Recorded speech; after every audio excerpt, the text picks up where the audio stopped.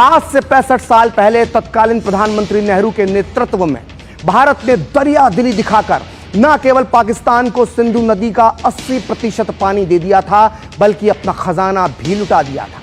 जी हां, भारत ने 1960 के सिंधु जल समझौते के तहत पाकिस्तान को सिंधु नदी का पानी देने के साथ साथ 83 करोड़ रुपए भी दिए थे। और ये रुपए दिए गए थे पाकिस्तान के अंदर, जी हां, पाकिस्तान के अंदर सिंधु नदी पर नहरें बनाने के लिए। और आगे सुनिए, 83 करोड़ की यह रकम पाकिस्तान को रुपए में नहीं दी गई थी, बल्कि विदेशी मुद्रा पाउंड स्टर्लिंग में दी गई थी।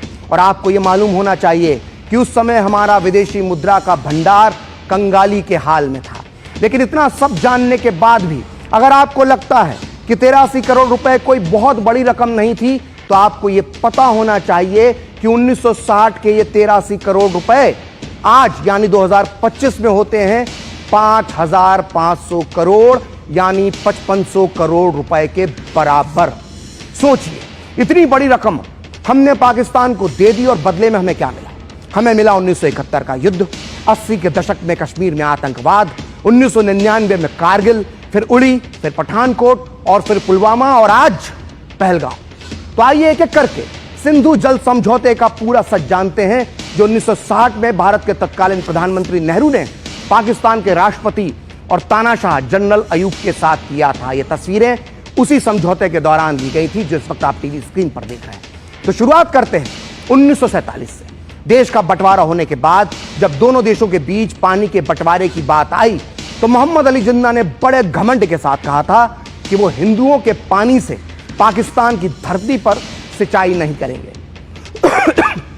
लेकिन इस हेकड़ी में पाकिस्तान 1948 में इस बात पर राजी हो गया कि भारत अपनी उन नदियों को रोक सकता है जो बहकर पाकिस्तान जाती है। लेकिन इसके बाद भी उस समय की नेहरू सरकार ने इस पानी को रोककर नहरें बनाकर भारत के लिए इस्तेमाल नहीं किया। इधर पाकिस्तान की हेकड़ी भी जल्दी ही निकल गई। उसे सिंधु नदी के पानी की जरूरत महसूस होने लगी। और इसी बीच एक अजीबोगरीब वाकया हुआ, या यूं कहें एक रहस्यमयी वाकया हुआ।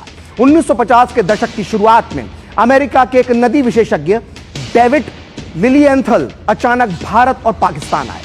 लिलिएंथल अमेरिका की टेनेसी वैली अथॉरिटी और अमेरिका के परमाणु ऊर्जा आयोग से जुड़े हुए थे। लिलिएंथल ने भारत के दौरे के बाद एक विदेशी पत्रिका में एक लेख लिखा, जिसमें उन्होंने भारत पाकिस्तान के बीच सिंधु नदी के जल बंटवारे की वकालत की। इस लेख को भारत के तत्कालीन प्रधानमंत्री नेहरू ने भी पढ़ा।